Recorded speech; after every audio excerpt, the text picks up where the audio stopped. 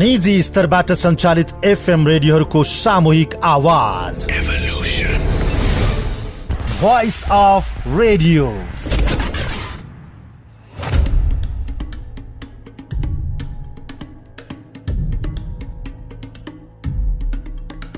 नमस्कार।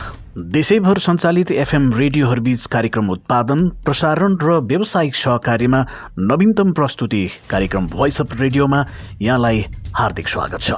म विमल थापा। यो कार्यक्रम काठमाडौँ उपत्यकाका 11वटा एफएम रेडियोका साथै देशैभरि सञ्चालित अधिकांश एफएम रेडियोबाट एकैसाथ प्रसारण भइरहेको छ। समृद्ध र सचेत समाज निर्माणका लागि आम नागरिकका साथ अगाडि बढ्ने उद्देश्यबाट प्रारम्भ भएको यस अभियानमा समय र परिस्थितिको माग बमोजिम विभिन्न समसामयिक विषयमा केन्द्रित रहेर सामग्री प्रस्तुत हुँदै आएको छ। आजको कार्यक्रममा कालापानी, लिम्पियाधुरा र लिपुलेक सहित समावेश गरी नेपालको नयाँ नक्सा सार्वजनिक भए पश्चात भारतीय सञ्चार माध्यमले कलाकार मनिषा कोइरालाप्रति गरेको टिप्पणीको नेपाली कलाकारको विरोध। आफ्नो जमिन प्यारो लाग्छ, आफ्नो माटो प्यारो लाग्छ र त्यसलाई नै माया दर्शाउँदै मनिषाजीले जुन ओपिनियन दिनुभयो त्यो चाहिँ समग्र हामी सम्पूर्ण नेपालीको आवाज बनिदिनु भएको छ। र पहिलो पटक स्थानीय तहमा जनप्रतिनिधिहरूले पदभाल गरेको 3 वर्ष पुग्नै लाग्दा उनीहरूले कोरोना भाइरस विरुद्ध कस्ता अभियान चलाइरहेका छन्, विशेष संवाद रहनेछ। सुरुमा भने नेपाल लगायत विश्वमा कोरोना भाइरस कोभिड-19 को संक्रमणको आजसम्मको अवस्था कस्तो छ, कोभिड-19 विशेषका साथ साथी प्रतीक नेउपाने। Corona update. नेपालमा कोरोना भाइरसका कारण तेस्रो व्यक्तिको पनि मृत्यु भएको छ। रूपन्देहीको क्रिम्सन अस्पतालमा उपचाररत गुल्मीका 41 वर्षीय पुरुषको मृत्यु भएको स्वास्थ्य तथा जनसंख्या मन्त्रालयले पुष्टि गरेको छ। जेठ 1 गते अस्पतालमा भर्ना भएका उनको सुरुदेखि नै आइसियू कक्षमा भेन्टिलेटरको सहायतामा उपचार भएको थियो। सोमबार आएको रिपोर्टमा उनमा कोरोना पोजिटिभ देखिएको थियो। यसबीच नेपालमा कोरोना संक्रमितको संख्या 453 पुगेको छ। स्वास्थ्य तथा जनसंख्या मन्त्रालयका प्रवक्ता डाक्टर विकास देवकोटाका अनुसार आज दिउँसो झापाका 8 जना र रूपन्देहीका 1 सहित 9 जनामा कोरोना पोजिटिभ पुष्टि भएको हो। आज बिहान मात्र 17 जनामा कोरोना संक्रमण पुष्टि भएको थियो। झापाका संक्रमितहरू सबै कचनकबल गाउँपालिकाको लक्ष्मी देवकोटा माविको क्वारेन्टाइनमा बसेका व्यक्तिहरू रहेका छन्। नेपालमा अहिलेसम्म पीसीआर विधिबाट 38,736 र आरडीटी विधिबाट 78,695 जनाको नमूना परीक्षण गरिएको छ। पछिल्लो 24 घण्टामा पीसीआर विधिबाट 3,413 र आरडीटी विधिबाट 3,623 जनाको परीक्षण गरिएको छ। टेकु स्थित शुक्रराज ट्रपिकल तथा सर्वरोग अस्पतालमा भर्ना भएका 4 जना कोरोना संक्रमित आज निको भएर घर फर्किएका छन्। काठमाडौँका 2 र भक्तपुरका 2 जना संक्रमित उपचारपछि घर फर्किएका हुन्। उनीहरू एक साता अघि अस्पतालमा भर्ना भएका थिए। अहिलेसम्म 49 जनाले कोरोना भाइरसलाई जितेका छन्।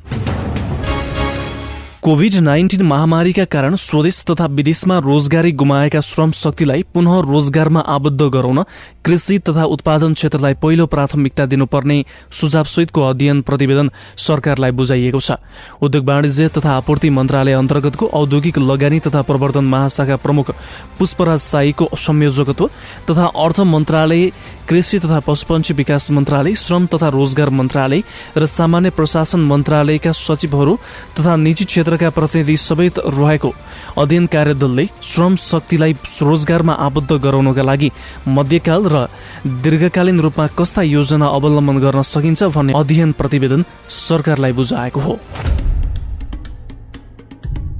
श्रोता, भारतले अतिक्रमण गरेको भूमि सहितलाई समेटेर नेपाल सरकारले नयाँ नक्सा सार्वजनिक गरेको छ। यसको सर्वत्र स्वागत गरिएको छ। स्वाभाविक रूपमा नेपाली भूमिमा भारतको अतिक्रमण नेपालीको निम्ति स्वीकार्य हुनै सक्दैन। तर भारतीय सञ्चार माध्यमले नेपाली भूमिमा भारतले गरेको अतिक्रमणका विरुद्धमा कलाकार मनिषा कोइरालाले दिएको अभिव्यक्तिलाई अतिरञ्जित गरेर प्रसारण गरिरहेका छन्। यसै विषयलाई लिएर हामीले नेपाली कलाकारहरूलाई तपाईहरूले चाहिँ यो विषयलाई कसरी लिनुभएको छ भनेर सोधेका थियौँ। सुनौ उनीहरूको भनाइ जस्ताको तस्तै। Voice of the day.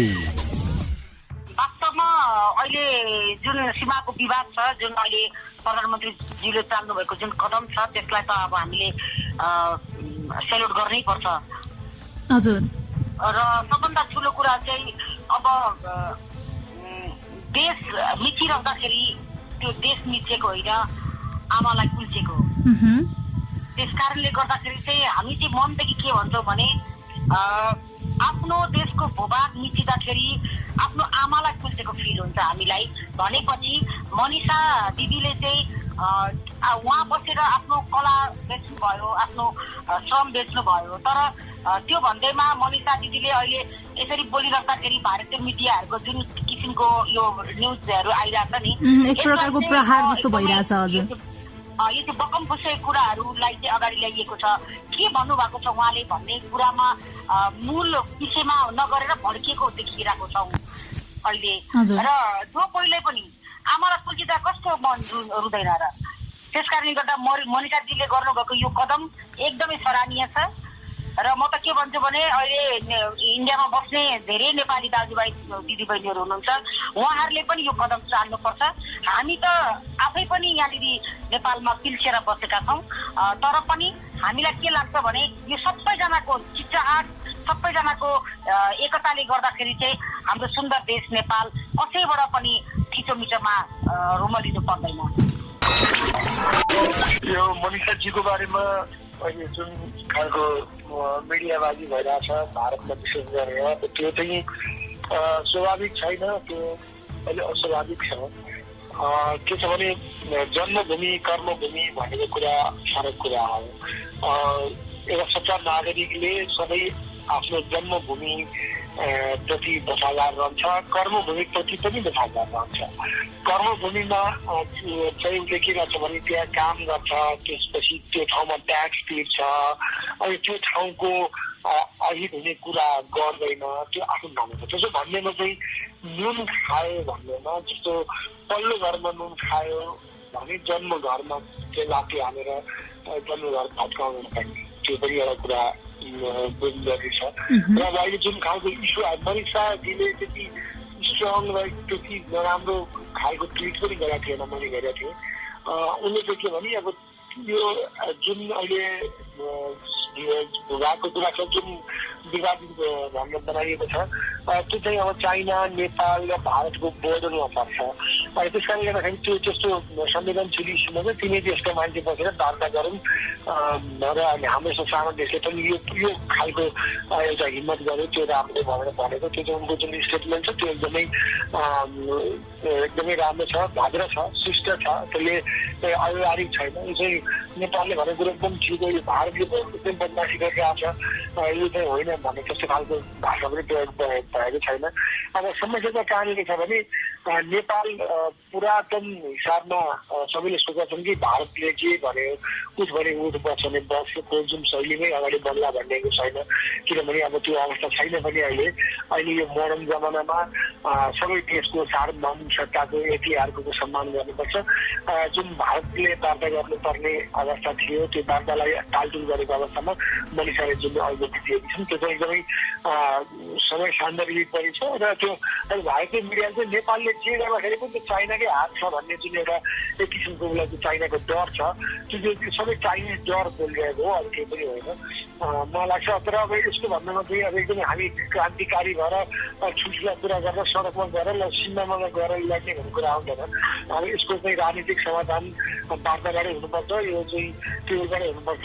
र जहाँसम्म मनिषा जस्तो कलाकारहरूले यसरी आफ्नो देशको लागि स्ट्यान्ड लिएर बोल्दाखेरि चाहिँ हामी कलाकारहरूलाई पनि एउटा किसिमको गौरव फिल भएको छ कि कलाकार जहाँसुकै जाओस्, जुनसुकै देशमा जाओस्, कलाकार हुन्छ, मातृभूमिप्रति वफादार हुन्छ भन्ने यो खालको त्यो सन्देश पनि प्राप्त भएको छ मनिषाको यो स्टेटमेन्ट।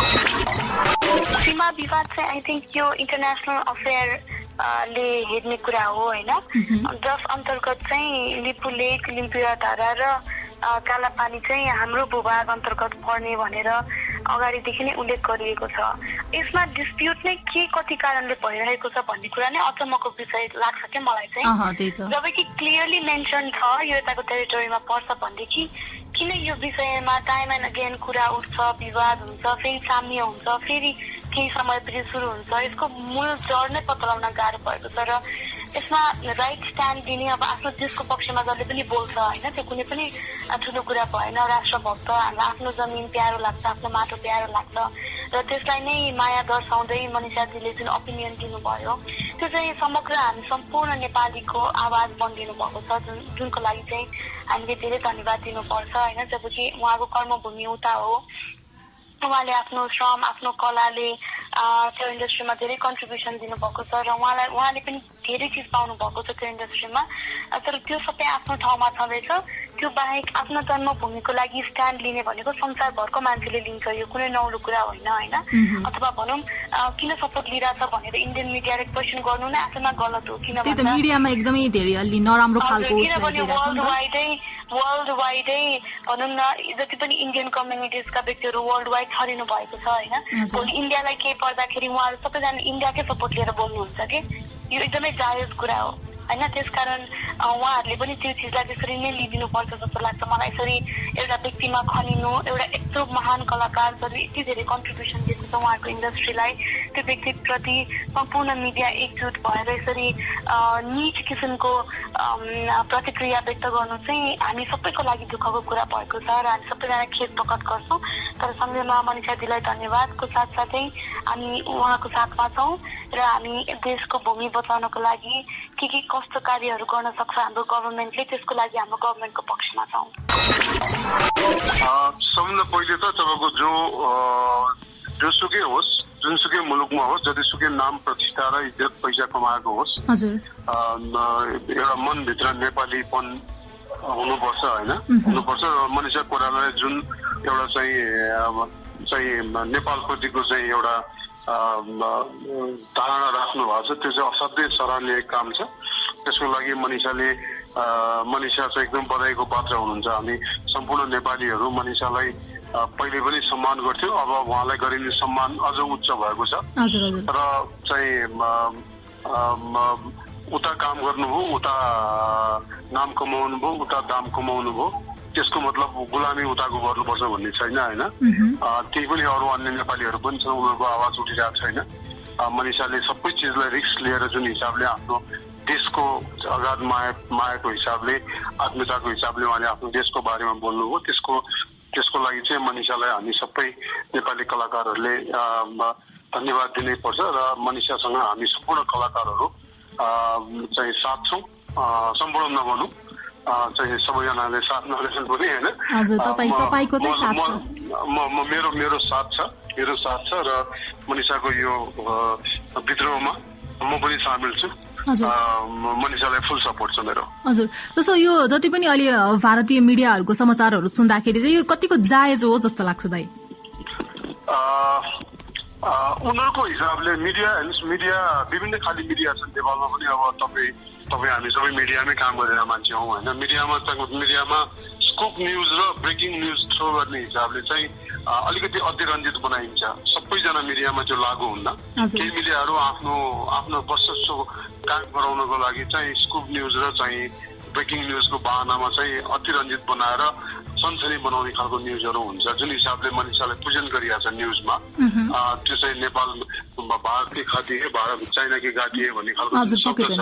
त्यो मनिषाको लागि चाहिँ ठिक होइन। उसले मनिषाले फेरि त्यस्तो कडाउ साथ तपाईँको चाहिँ विद्रोह पनि गरेका छैन। उसले एउटा चाहिँ डिसेन्ट तरिकाले विद्रोह गरेर त्यो विद्रोहलाई चाहिँ त्यहाँ जुन हिसाबले गाली गलौज भइरहेछ मनिषाको विरुद्धमा, त्यो चिजको लागि चाहिँ अलिकति आफूलाई ठिक नलागेको छ।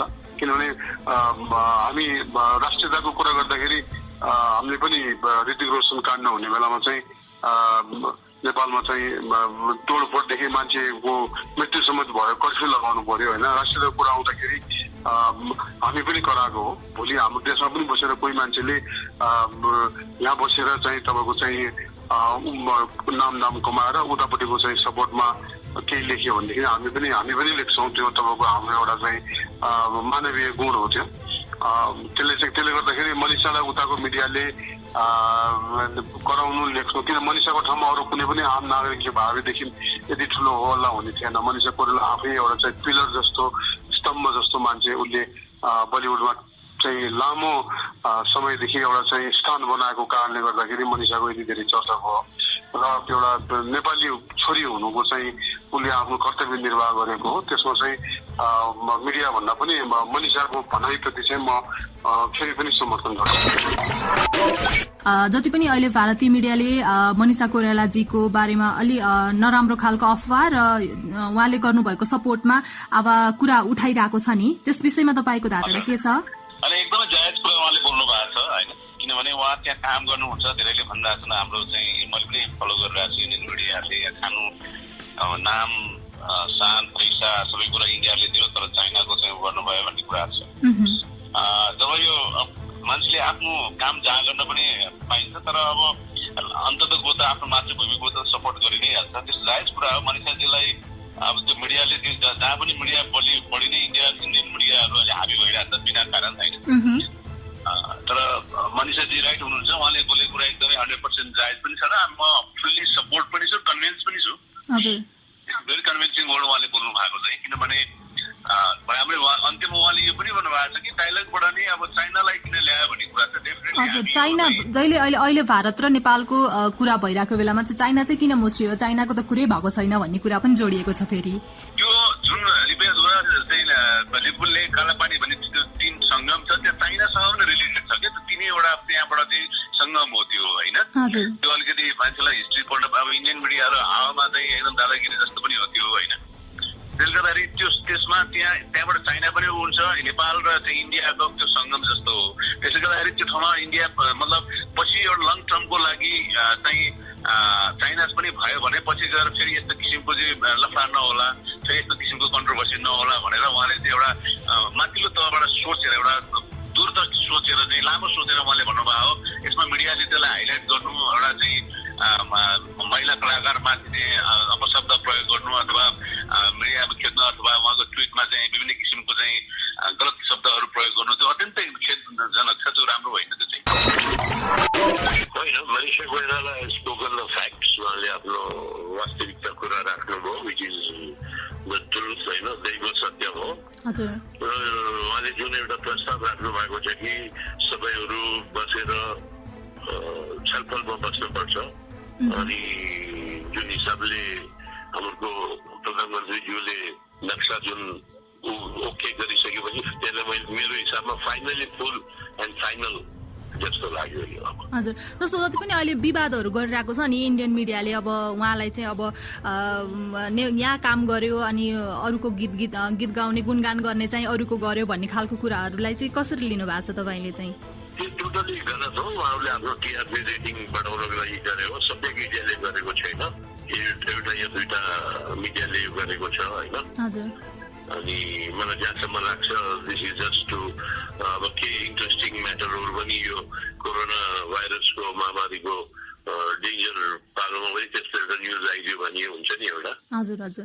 उहाँहरूले आफ्नो टिआरपी रेटिङ हाई गर्नको लागि यो न्युजहरू धेरै भइरहेको छ। यो अटोमेटिकली त्यहाँपट्टि सेलान्छ, किनभने डेफिनेटली अब नेपाल गभर्मेन्टले यसलाई एकदम सिरियसली लिएर अगाडि बढेको छ। So there is no tension to worry. श्रोता, नेपालको संविधान अनुसार संघ, प्रदेश र स्थानीय तह गरी 3वटा सरकारको परिकल्पना गरिएको छ। यो 3वटा तहमध्ये 2074 साल वैशाख 31 गते स्थानीय तहको निर्वाचन सम्पन्न भई निर्वाचित जनप्रतिनिधिहरूले पद बहाल गरेको यो हप्ता 3 वर्ष पूरा हुँदैछ। यो अवधिमा संविधानले प्रदत्त गरेको अधिकारलाई कतिपय स्थानीय तहले पूरा गर्न सक्षम भएका छन् भने कतिपय स्थानीय तह कुहिरोको काग जस्तै पनि भएका छन्। मूल रूपमा स्थानीय तहले उठाउँदै आएको कर प्रणालीको व्यवस्थापन गर्न नसकेको भन्दै आलोचना खेप्न पनि कतिपय स्थानीय तह बाध्य भएका बेला विगत 2 महिनादेखि भने कोरोना भाइरस कोभिड-19 विरुद्धको अभियानलाई अगाडि बढाउनु पर्ने थप दायित्व उनीहरूमा थपिएको छ। श्रोता, नेपालको संविधान अनुसार संघ, प्रदेश र स्थानीय तह गरी 3वटा सरकारको परिकल्पना गरिएको छ। यो 3वटा तहमध्ये 2074 साल वैशाख 31 गते स्थानीय तहको निर्वाचन सम्पन्न भई निर्वाचित जनप्रतिनिधिहरूले पद बहाल गरेको यो हप्ता 3 वर्ष पूरा हुँदैछ। यो अवधिमा संविधानले प्रदत्त गरेको अधिकारलाई कतिपय स्थानीय तहले पूरा गर्न सक्षम भएका छन् भने कतिपय स्थानीय तह भने कुहिरोको काग जस्तै पनि भएका छन्। मूल रूपमा स्थानीय तहले उठाउँदै आएको कर प्रणालीको व्यवस्थापन गर्न नसकेको भन्दै आलोचित भएका कतिपय स्थानीय तहले विगत 2 महिनादेखि भने कोरोना भाइरस कोभिड-19 विरुद्धको अभियानलाई अगाडि बढाउनु पर्ने थप दायित्व पनि थपिएको छ। यसै सन्दर्भमा हाम्रा साथी शिव बाटीले भक्तपुर नगरपालिकाका प्रमुख सुनिल प्रजापतिलाई 3 वर्षको कार्यकाललाई तपाईले चाहिँ कसरी समीक्षा गर्नु भएको छ भनेर सोध्नु भएको थियो। Issue of the day. Bhaktapur नगरपालिकाले जति पनि कामहरू गर्यो त्यो सबै निर्वाचन घोषणापत्रलाई ध्यानमा राखेर गरेको हो। हजुर। शिक्षामा, स्वास्थ्यमा, विकास निर्माण, त्यसपछि सम्पदा पुनर्निर्माण, सरसफाई लगायतका थुप्रै कामहरू गर्यो। त्यो हरेक वर्ष हुने बजेट अधिवेशनमा भक्तपुर नगरपालिकाले त्यो घोषणापत्रलाई अगाडि राखेर यो वर्ष हामी कति गर्न सक्छौँ भन्ने आधारमा नीति तथा कार्यक्रमहरू तयार गर्छ। त्यो तयार गरे बमोजिम नै नगरपालिकाले अहिले काम गर्दै आइरहेको छ।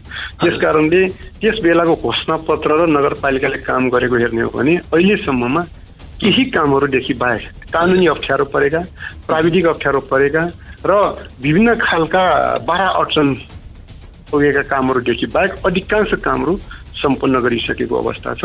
र तपाईँलाई थाहा छ अहिले शिक्षातर्फ पनि हामीले त्यही अनुसारको जस्तो विद्यालय र अनुगमन गर्ने अनि स्थानीय पाठ्यक्रमहरू राख्ने, त्यसपछि स्थानीय पाठ्यक्रमको अनुगमन गर्ने, विद्यालय अनुगमनकर्ताहरू खटाउनेदेखि लिएर नयाँ नयाँ विषयहरू 11 र 12 कक्षामा खोप कलेजमा चित्रकलाको कानुनको नयाँ विषय, खोप इन्जिनियरिङ कलेजमा हामीले कम्प्युटर इन्जिनियरिङको थप क्लासको बन्दोबस्त लगायतका धेरै सुधारका कामहरू या अगाडि बढाउने कामहरू गरेका छौँ। त्यस्तै गरिकन स्वास्थ्य क्षेत्रमा भन्ने हो भने भक्तपुर नगरपालिकाले अहिले अस्पताल बनाउँदैछ। भक्तपुर नगरपालिकाले हामी आइसकेपछि इमर्जेन्सी सेवा, एक्सरे सेवा, अल्ट्रासाउन्ड सेवा, ल्याब व्यवस्थित गर्नेदेखि लिएर सबै सुविधाहरू र अझ भनौँ सबै कुनै ठाउँमा पनि त्यति नभएको घर घरमा नर्सिङ सेवा हामीले उपलब्ध गराएका छौँ। सम्पदा निर्माणको कुरा गर्ने हो भने हामीले जन श्रमदान जुटाएर आर्थिक सहयोग प्राप्त गरेर भैरवनाथको मन्दिर सम्पन्न गरिसकेका छौँ। नातापोङमा मन्दिर अहिले बनाउँदैछौँ, सहयोग पनि प्राप्त भइरहेको छ, जनसमुदाय प्राप्त भइरहेको छ। टोल टोलमा रहेका पाटी, पौवा, टुङ्गेडाँडा, पोखरी लगायतका थुप्रै कामहरू हामीले सम्पन्न गरेका छौँ। यो आधारमा हामीले शिक्षा, स्वास्थ्य, सम्पदा पुनर्निर्माण जसलाई हामीले क्याटेगोरिकल्ली भनौँ वर्गीकरणै गरेर पहिलो, दोस्रो, तेस्रो प्राथमिकतामा राख्नुपर्छ, यो कुरा हामीले दिन सक्यौँ भने जनताको निम्ति धेरै राहत मिल्नेछ भनेर भन्यौँ। त्यो काम हामीले गऱ्यौँ। खानेपानीको समस्याको कुरा गर्ने हो भने भक्तपुरको महत्त्वपूर्ण समस्या एउटा खानेपानी पनि हो। त्यो मूल समस्यालाई ध्यानमा राखेर हामीले ठाउँ ठाउँमा बोरिङ गर्ने, सलागारीको बोरिङ सफल भएर अहिले दैनिक 3 लाख लिटर पानी वितरण भइरहेको छ। 18-20 वर्षसम्म पानी नआएको इटासी टोल लगायतका ठाउँहरूमा अहिले पानी आउन थालेको छ। हामीले लिवालीमा बोरिङ गरेर त्यहाँबाट वडा नम्बर 8 को 9 एरियातिर हामीले वितरण गरिरहेका छौँ। त्यसै गरिकन अन्य ठाउँहरूमा पनि त्यही हिसाबले काम गरिरहेका छौँ। यसरी जनताको मुख्य समस्यालाई ध्यानमा राखेर भक्तपुर नगरपालिकाले निरन्तर काम गरिरहेको छ। भनेपछि यो 3 वर्षको अवधिलाई चाहिँ हामीले अत्यन्त उपलब्धिमूलक मान्नुपर्छ तपाईँको जानकारी अनुसार। घोषणापत्रको हिसाब हेर्ने हो भने प्रति वर्ष 20% दरले 60% पुरा हुनुपर्ने हो। हजुर। र घोषणापत्रको आधारमा हेर्ने हो भने त्योभन्दा धेरै अगाडि बढिसकेको भन्नुपर्छ। यसरी मुख्य जस्तो खोप विश्वविद्यालय स्थापनाको कुरा, त्यो कानुनी समस्याको कुरा मैले अघि पनि भने, कला सङ्ग्रहालय बनाउने जस्तो कुरा, आर्थिक समस्याको कुरा, नेपाल सरकारको पुरातात्विक हिसाबले गर्न नसकिने कुरा, त्यस्ता कुराहरूदेखि बाहेक अन्य कुराहरू हामीले गरिरहेका छौँ। पुरानो नगरपालिका रहेको भवन दरबार स्क्वायरको त्यो बाँकी छ, पुरानो भूमिस्टर रहेको त्यो भवन बाँकी छ। त्यो किन भएन? पुजारी मठ लगायतका धेरै पैसा लाग्ने, त्यो कुरामा नेपाल सरकारले पैसा नदिँदा हाम्रो स्रोत र साधनले भ्याएन, जसको कारणले अहिले ती कुराहरू बनाउन बाँकी नै छन्। नत्र अधिकांश कामहरू हामीले सक्ने क्षमताले, योग्यताले, जनताको सहयोग समर्थनले गर्न सकिने जति काम चाहिँ हामीले गरिसकेका छौँ भन्दा फरक पर्दैन। हाम्रो नेपाल पनि अहिले दुःखद भन्नुपर्छ, अहिले हाम्रो नेपाल पनि कोरोनाबाट चाहिँ सङ्क्रमित छ, महामारीको रूप लिँदैछ बिस्तारै। र यसबाट हाम्रो भक्तपुर नगर पनि अछुट रहन सकेन। यहाँ पनि फाटोफुटो रूपमा सङ्क्रमण देखिएको अवस्था छ। यो नगरभित्र कस्तो अवस्था छ म त्यसमा त आउँछु नै। सबभन्दा पहिला चाहिँ भक्तपुर नगरपालिकाले अस्ति जुन नगरपालिकाका कर्मचारीको लागि भनेर RDT test rapid diagnosis test गर्नुभएको थियो। त्यो क्रममा चाहिँ 9 नम्बर वडा सचिव र फोहोर व्यवस्थापन गर्ने एकजना कर्मचारीको RDT चाहिँ पोजिटिभ आएको थियो। त्यस लगत्तै तपाईँहरूले त्यो परीक्षणलाई चाहिँ बन्द गर्नुभयो। त्यो किन बन्द गर्नुभएको र के कारणले र ती 2 जना वडा सचिव र यो जुन कर्मचारीको RDT पोजिटिभ आइसकेपछि उहाँहरूको PCR पनि तपाईँहरूले परीक्षण गर्नुभएको थियो र त्यो परीक्षणको रिपोर्ट पनि सार्वजनिक भएको छैन। अब हाम्रो श्रोताको लागि भनिदिनुहोस् कि त्यो उहाँहरूको रिपोर्ट चाहिँ के भयो र तपाईँले यो परीक्षण चाहिँ तत्कालको लागि किन उहाँहरूको रिपोर्ट चाहिँ एकजनाको नेगेटिभ भयो, एकजनाको आउन बाँकी छ। नेगेटिभ भने क्लियर भइसकेको छ, हाम्रो हातमा नपुगेकोले मात्रै नभने हो त्यो। हजुर, त्यो नेगेटिभै हो, त्यसमा शङ्का भएन। हजुर, अनि किन रोकेको भनेर भन्दा अधिकांश यता पोजिटिभ देखिएकाहरू PCR गर्दाखेरि सबै नेगेटिभ आयो, काठमाडौँकै भनौँ अधिकांशको। चाहिने नचाहिने समय पनि बाहिर आइदिँदा एकातिर सरकारले गरेको लकडाउनको उल्लङ्घन, अर्कोतिर आफै जोखिममा पर्ने यो काम भइरहेको छ। आदरणीय नगरवासीहरूलाई अझ भनौँ विभिन्न ठाउँबाट आएर बसिरहनुभएका सम्पूर्ण दाजुभाइ दिदीबहिनीहरूलाई हाम्रो गल्ती कमजोरीको कारण कसैले पनि यो संक्रमण हुन नदिउँ। आफू पनि बस्नुपर्छ, अरूलाई पनि बचाउनुपर्छ। आफू सुरक्षित हुनु भनेकै समाजले बचाउने हो। अहिलेको यो अभियान भनेकै कोरोना विरुद्ध मानव जातिकै एउटा प्रतिरोध सङ्घर्ष हो। त्यसैले त्यो सङ्घर्षमा हामी सुरक्षित साथ अगाडि बढौँ, हाम्रो विजय चाहिँ सुनिश्चित छ भन्ने हामीलाई लाग्छ। हजुर, यो तपाईँले यसको रोकथामको लागि चाहिँ के कस्ता सुरक्षाहरू चाहिँ अपनाइरहनु भएको छ त? काम गर्ने साथीहरूलाई हामीले PPE को सम्पूर्ण बन्दोबस्त गरिदिएका छौँ। सरसफाइमा काम गर्नेहरूको निम्ति 160 जना कर्मचारीहरूको निम्ति त्यही अनुसारको बन्दोबस्त गरिदिएका छौँ। किनभने त्यो सबभन्दा फ्रन्ट लाइनमा बसेर काम गर्नेहरू उहाँहरू नै हुनुहुन्छ। त्यसपछि भनौँ अन्य कर्मचारीहरूलाई पालै पालो अफिस पनि बन्द नगरौँ, किनभने अफिस बन्द गर्दाखेरि जनताको समस्याहरू कुनै पनि बेला आउन सक्छ। त्यसरी गरौँ भनेर पालो मिलाएर हामीले त्यो पनि काम गराइरहेका छौँ। यसरी सबैलाई हामीले सामाजिक दूरी कायम गरी बस्नको निम्ति औषधि नै छैन भनेपछि योभन्दा अर्को विकल्प त छैन। त्यसलाई नै ध्यानमा राखेर यसले काम गरिरहेका छौँ। प्रमुखजी, अहिले अन्तिममा चाहिँ नगरवासीको लागि के सन्देश छ भने भनिदिनुहोस् न। अब कोरोना भाइरसको विषयमा हामीले सुनेको उस महिनादेखि आजसम्म कमसेकम 4 महिना जति भयो। हजुर, वडा हामी अत्यन्त जोखिममा छौँ, उच्च जोखिममा छौँ भन्दा पनि अब भक्तपुरमा पनि देखा परेको हामीले सुन्दैछौँ। त्यस कारणले सकेसम्म यसलाई फैलिन नदिउँ, सबै सुरक्षित हौँ, समाजलाई सुरक्षित बनाऊ। विकास निर्माणको काम ढिलो भए पनि हामी गर्न सक्छौँ, तर पहिलो प्राथमिकता भनेको स्वास्थ्यलाई राख्नुपर्छ। हामी स्वस्थ भयौँ भने मात्रै अरूको सेवा गर्न सक्छौँ, सहयोग गर्न सक्छौँ र देश बनाउन सक्छौँ। त्यसैले यो एक प्रकारको अभियानै भनौँ, त्यसमा सबै सरिक भएर कोरोना विरुद्धको यो अभियानमा सबैले एक भएर अगाडि बढौँ। अहिलेको आवश्यकता यही हो र यति कुरा राख्ने अवसर दिनुभएकोमा सम्पूर्ण यो भक्तपुर FM टिमलाई पनि धेरै धेरै धन्यवाद दिन चाहन्छु। हुनुहुन्थ्यो भोइस अफ रेडियोसँग कुराकानी गर्दै भक्तपुर नगरपालिकाका प्रमुख सुनिल प्रजापति। श्रोता, कार्यक्रम भोइस अफ रेडियो देशैभर सञ्चालित FM रेडियोहरूबीच कार्यक्रम उत्पादन, प्रसारण र व्यावसायिक सहकार्यमा नवीनतम प्रस्तुति हो। यो कार्यक्रम FM रेडियोको एउटै आवाजका रूपमा समसामयिक विषयवस्तुमा केन्द्रित रहेर तयार पारिएको विशेष प्रस्तुति पनि हो। हवस् त, आजको कार्यक्रम यति नै। भोलि हामी थप विषयवस्तुका साथ फेरि पनि उपस्थित हुनेछौँ। तबसम्मका लागि कार्यक्रम निर्माणमा साथ दिनुहुने साथीहरू प्रतीक न्यौपाने, सुरक्षा भट्टराई, शिव बाटी र विश्वराज विष्टसँगै म विमल थापालाई पनि बिदा दिनुहोस्। तपाईँ स्वस्थ रहनुहोस्, सचेत रहनुहोस् र सुरक्षित रहनुहोस्। नमस्कार।